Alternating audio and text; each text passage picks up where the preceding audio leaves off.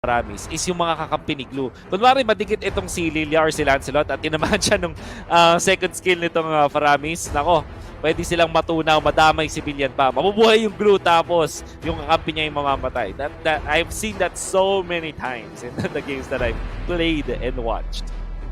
Oh wow. I mean, at this point, no, Paramis, parang ang nakakalungkot lang is Paramis as a hero, napipik lang talaga siya pag may napipik na glue. No? Wala tayong masyado nakikitang Paramis kung walang glue sa kabila. And that is just the nature of the hero. So, ang inaano lang natin dito, no, kaya may revamp na dadating para kay Paramis, no. Ayaw naman ng mga tao na pinipik lang si Paramis dahil may glue sa kalaban. But the funny, we saw this yesterday. Fanny will be secured for Onic Philippines here, and nakuha mo na ba yung aspirant skin ni Fanny, yung Blade of Kibo? Sadly, hindi pa.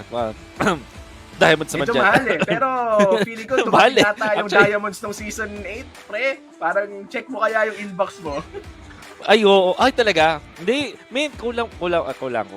Hindi abot. Kulang ba? Nagre-reklamo ka ba live on stream? Hindi naman nagpaparinig sa Season 10.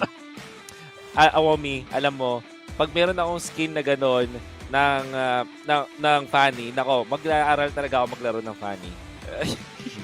Ako rin. Pero again, ito jokes aside, this is a very serious game for BREN Esports. This is a do or die for them. If they don't win game number 2, they will have to end their Sibol journey. And yung hashtag BREN lang malakas, maririnig nyo na lang ulit pagpasok ng Season 9.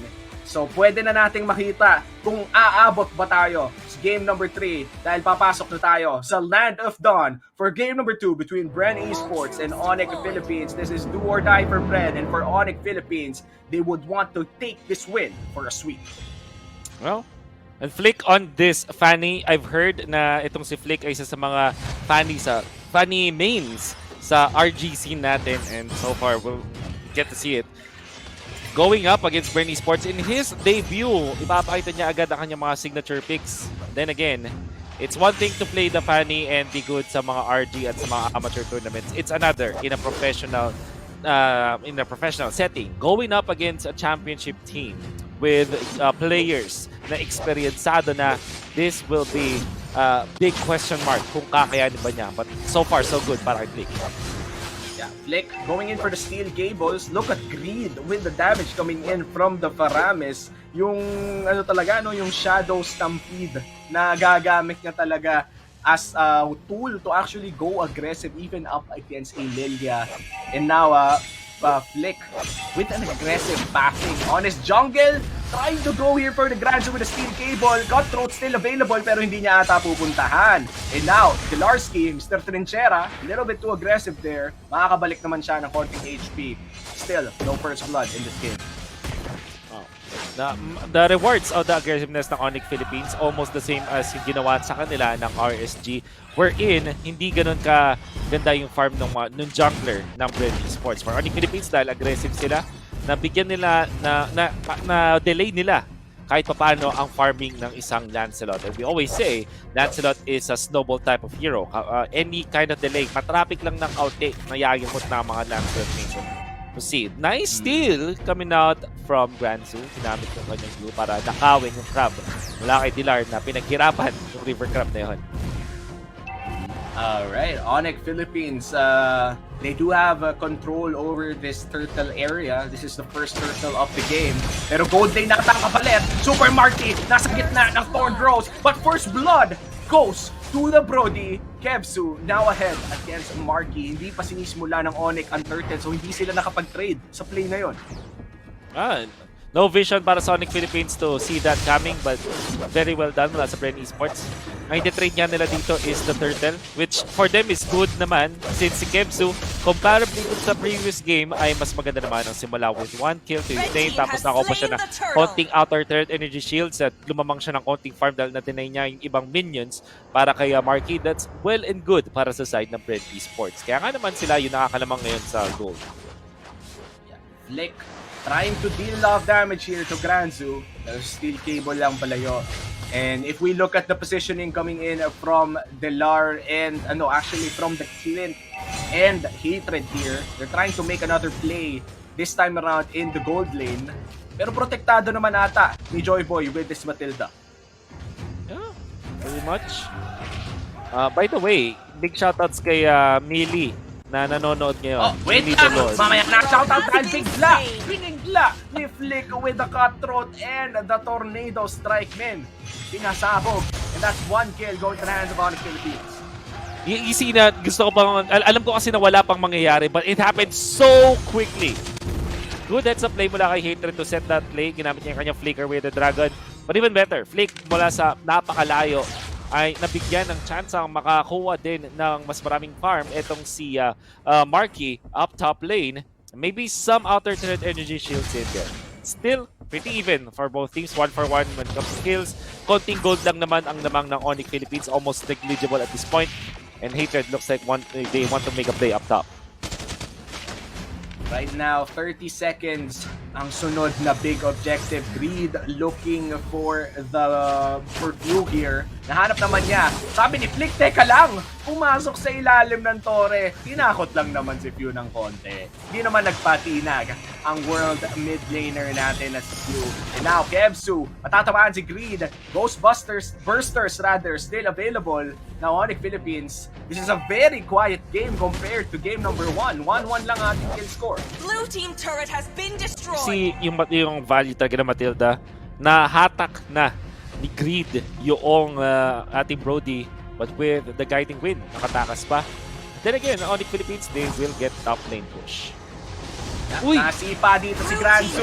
He immediately goes down with the Ghost Bursters coming in from Greed. Here comes Delarski. Delarski with a Petrify, but Medivh. Few goes in with the Black Shoes. At mukhang makaka-risk ng konti pero hindi makakabawas. And he has to take from deep. A 3-point shot, the flame shot. Onic Philippines secures another kill. That is the first death of Few. Greed, nahanap dito ang isa. Sax and Jago with the damage. And that is it. Onic Philippines secures some kills as well. Nakakuha pa na push sa bottom lane in a span of what? Maybe 30 seconds. Ang taas ng value na kuha ng Onic Philippines. Hatred with the play. Then, Greed. Nagbuod na ako po. Nag-ulti na naman siya.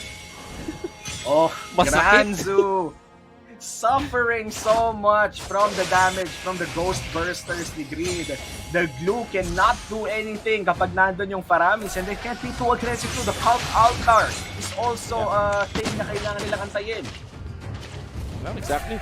And I think yung BREN Esports ang play kung bakit nila tinry na i-pressure kasi nasa purple buff eh. Parang Fanny as well as Ling, ito yung mga heroes na sobrang dependent sa kanilang purple buff. And purple buffs eventually nagiging parang mini objective sila sa mga laban kapag ganun yung mga heroes. That's why they tried to go for pressure play. However, dahil nandun pa rin si Greed na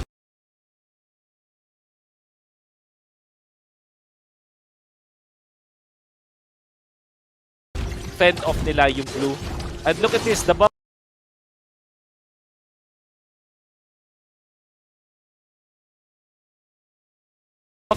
para sa Fanny ngayon, yung energy niya. Nakakuha.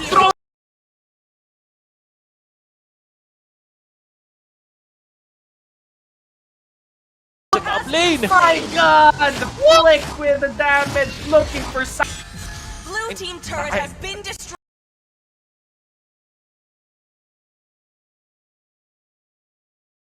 Buhay pa rin siya. The Flick has to go out, and Granzu finally connects with that split and Saxon takes down the split. Pero ang Brody ay bumagsak din on the hands of Onic Philippines. And then Larsky finds in Granzu. Kailangan yung tapatan yon. But Saxa, Jago, and Flick are still alive. This is still an even turtle war unless hindi pumunta si Flick sa turtle area. Doesn't have his purple buff pero Onic Philippines are keeping tabs of this. Ang call yata ng Onic Philippines ito ay hero na lang. Let's see. Oh, let's see, Flick looking for one, circling Eagle Bird here for Joyboy. Joyboy still alive with half HP, Phantom Exclusion in, Delar might be in trouble, but Cult Altar will keep him alive temporarily. Joyboy still alive, the turtle is still up for grab for anyone to take. The Cult Altar is protecting Onic Philippines in this side of the map, and now it has expired. Turtle na ang paglalabanan, and still, the dance goes on. reset lang nang nire-reset yung turtle. But Red Marky! team hero has Walang been reset. destroyed. Sabi ni Few, teka lang, papasabugin ko na tong isa. Saksa Jago going in. Turtle secured by BREN Esports. Hatred in trouble here. The show. No Red team available hero spells. has been And slain. now, the kills and the turtles Red team go to the turret hands has of been BREN destroyed. Esports. The gold lead shifts as well to the favor of BREN. Sobrang messy na fight para sa Onic Red Philippines team and BREN turret has Esports been took advantage. Yung pinakaunang stat na nangyari doon is nung mga bandang 7 minutes 50 seconds kung saan 10 seconds na lang at magta-transform na yung turtle. Hinawakan siya ng BREN Esports at nireset nila constantly and it kind of prompted Onic Philippines into this very awkward spot na force yung napakaraming errors mula sa Onic Philippines kasi parang hindi nila alam kung ano gagawin nila eh. Nag-purple buff muna dito si Fanny tapos nagko-contest yung Onic. Then BREN Esports finds the opening. At dahil dun sa kaguluhan ng laban, si Few gumawa ng isang veteran move ulit na nakapag-push siya dun sa may mid lane. Tapos nakakuha ng kills yung BREN Esports. Onic, hindi nila na-connecta yung kanilang mga ultimates at nakuha pa ng turtle. Nakakuha pa ng turtle ang BREN Esports and a top lane push and some kills. That's why the gold is definitely in their favor. Oh, wait a minute. First stat of the Fanny, the Brody does take him down. And that is 4 people still alive from the side of Onic Philippines. Mukhang turret na ang call ng BREN Esports. Things are going bad for Onic Philippines. Kanina lamang sila ng 3,000. Ngayon naman, BREN Esports, 2.6k gold lead. At hindi lang yan, Omi, nakakuha din sila ng napakaraming tore out of that. They evened up the turrets at nakuha nila din yung mid lane. So this is very good para sa BREN Esports. They have a hero na magandang snowball like this Brody. Although 3 deaths siya, at least this time 3 kills siya. And now Saksa Jago, 0 deaths, 2 kills on this Lancelot. Napakaganda ng kanyang ng paglalaroan niya ngayon, especially because they're now snowballing against Onic Philippines. Can Bleed defend top lane? Parang hindi yata. Here comes Few. Nasa backline. Nick. A little bit of clear speed pero mukhang si Greed ang target ng BREN Esports. Are they gonna go for the turret here? Lord ata ang call. Bigla silang back. Full 180. Sinipa pabalik si Granzu pag nag-split to. Papasabugin ata ni Green pero nakapag-connect pa ata. Hinahanap dito ang Dragon. Full stacks on the Dragon pero hindi pa siyang pumapasok. Hindi pa niya ini-invest. Pero here comes a petrifying knockup coming in from Dilar. Granzu searching Eagle with the guiding wind. Nasa likod na rin ng Lancelot pero bumalik sa harap. And now Green in trouble. The top art are still available. Stampede palayo. Nobody dies in that fight. Purple naman ang paglalabanan ng Onic and BREN Esports. Sino kaya makakasecure nito? Hatred.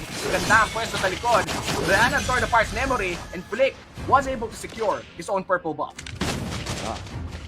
Kasi the mini objective, but this time BREN Esports may green light sila na kumuha nitong Lord. Alam nila na wala pang ultimate si Dilar and the advantage of the glue versus the Yuzhong is mabilis yung kanyang ultimate na mag-cooldown. Did pop it. So, sobrang early. Dito na si Greed. Nobody dies from BREN Esports. Yeah, Flick looking for a possible revenge kill pero kailangan niyang umalis agad. And Onic Philippines, they lose that Lord fight. In fact, hindi nga nagkaroon ng fight. Nalibrehan lang ng Lord ng BREN Esports. And during that time, no, down kasi ang retribution ng Fanny. Yep. Kakakuha lang ng purple buff tapos kakagamit lang din ng ultimate ni Dilar. Kaya sobrang green light talaga para sa BREN Esports. They went in and secured that Lord so quickly. And so far, Granzu with 1 death only on this glue. Tapos yung mga fights natin maybe around the 5-minute mark onwards, ibibigay natin sa BREN Esports dahil din naman dito sa glue. So, if I were to rate etong ginagawa ni Granzo on this glue, 9 out of 10 to for sure. Imagine there's a hard counter against him but he's still doing well. At na-achieve pa rin niya yung trabaho niya na mag-zone out at mag-feel para sa side ng BREN Esports. Granzu definitely someone who is playing with what he has na talagang kahit may hard counter, nasabi mo na, nagagawa pa rin niya kung anong kailangan niya gawin. And this is BREN Esports right now trying to secure game number 2. They are ahead by just 3,000 gold. Will be able to secure a couple more turrets now rotating top side. Ano kayang pwedeng gawin ng Onic Philippines dito? Well, they surely can defend. Red team turret has been Pwede na gamitin yung destroyed. Fanny para medyo lumalim ng kaunti. For the conceal play, look at Hatred. Oh, Granzu! Very risky play coming in from the XP lane of BREN Esports and they pay the price with Granzu falling down. Oh, sobrang na-caster's curse ko yata si Granzu. Ay, dove in there.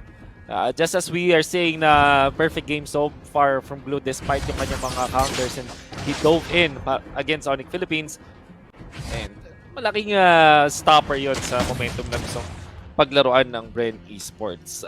Maybe if they did, maybe if hindi namatay doon si Granzo, they could have gone for more plays, but it is what it is. And Onic Philippines, medyo makakahinga sila. Mayroon pa rin silang kailangang habulin dito laban sa BREN Esports, about 3,000.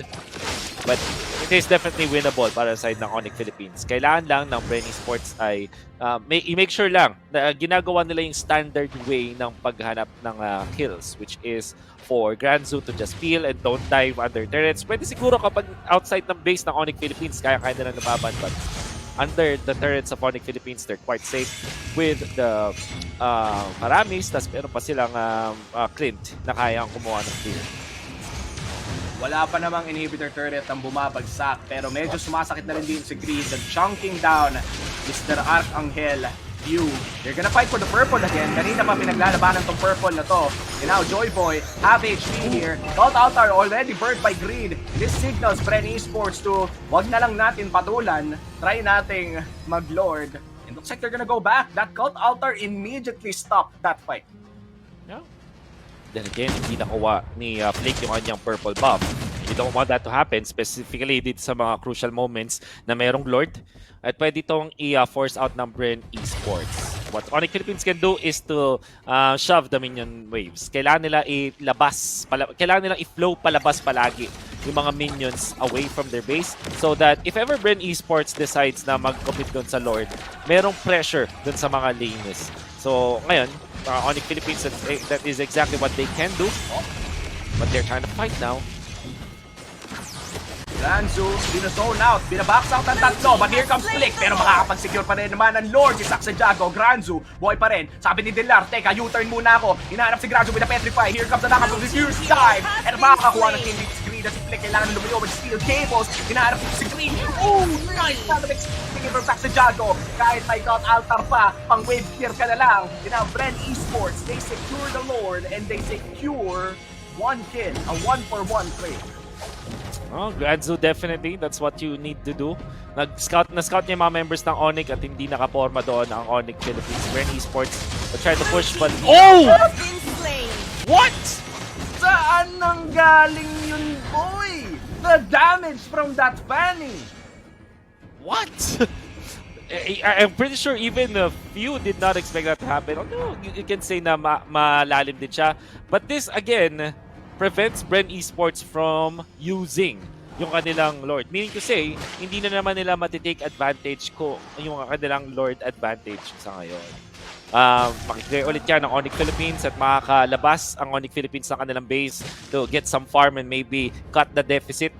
And I always feel na yung mga ganong klaseng mga Lord fights sobrang inefficient para sa isang team. And unfortunately, para sa Lord push, I mean.